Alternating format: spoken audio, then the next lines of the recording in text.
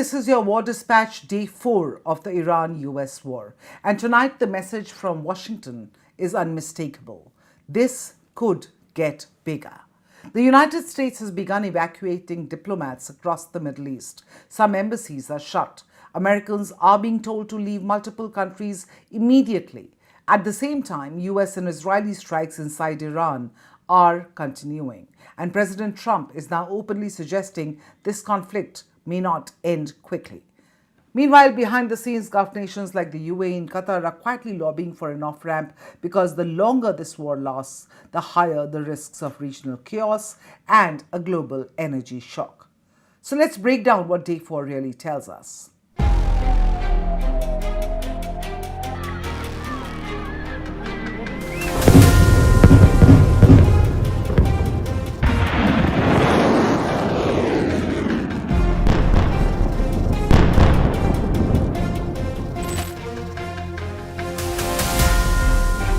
First and foremost, the Trump administration has issued an urgent advisory to Americans across more than a dozen Middle Eastern countries. Leave now. Now, the State Department's Assistant Secretary for Consular Affairs posted a very blunt message. Americans should depart now using commercial transport while it's still available. The list is long: Iran, Iraq, Israel, Syria, Lebanon, Saudi, UAE, Qatar, Jordan, Bahrain and more. And here's the problem. Flights are being cancelled, airports are shutting, airspaces crowded with military activity. On top of that, the US has begun evacuating personnel from diplomatic missions in Kuwait, Qatar, Iraq and more. Now, this isn't routine caution. This is what governments do when they expect escalation. Washington appears to believe that the next phase of this war could be broader, possibly involving more direct strikes on US-linked assets across the region. Now over to Washington, because the messaging from the White House is evolving. President Trump has made it clear this war may not be short. In a CNN interview, he said US forces are quote-unquote knocking the crap out of Iran, but warned that the big wave may still be ahead. Now that suggests what we've seen so far may only be the sort of an opening phase, but here's where it gets really interesting. On Tuesday, Trump said boots on the ground may not be necessary even as tensions escalate across the Middle East and the US trades direct attacks with Iran. In an interview with News Nation journalist Kelly Mayer, Trump said retaliation is coming, specifically for the drone attack on the US embassy in Riyadh, but he ruled out boots on the ground. As of now, 6 US troops have been killed in action so far, and Trump has promised consequences. But this is a far cry from what he said just a few days ago to the New York Post, that he does not rule out ground forces outright. Remember, this conflict comes after months of stalled negotiations between Washington and Tehran.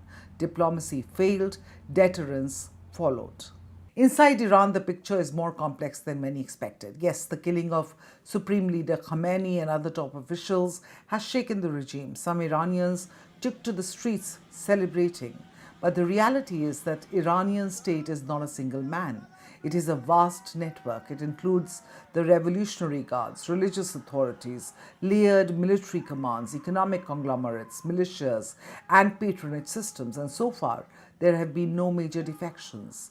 In fact, nationalist counter-protests have also taken place, suggesting that parts of the regime remain intact and mobilized.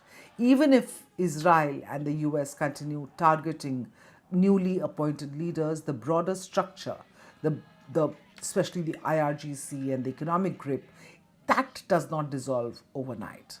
Regime change is far more complicated than just leadership decapitation. And this brings us to what Iran is doing in response. Now, day 4 saw Tehran escalate across the Gulf. In Qatar, dozens of ballistic missiles and drones were intercepted. 2 missiles struck the Al Udeid airbase, a key US military installation, and a drone reportedly hit an early warning system. Explosions were heard over Doha. Qatar Energy, the world's largest LNG producer, halted production after the attacks. Saudi Arabia intercepted multiple drones near Riyadh and Al Kharj. The US embassy in Riyadh was struck by at least two drone attacks, triggering a limited fire. The embassy is now shut. In Bahrain, air defense systems destroyed dozens of missiles and drones since the conflict began. This is Iran's strategy. It cannot match US power head on, so it expands horizontally.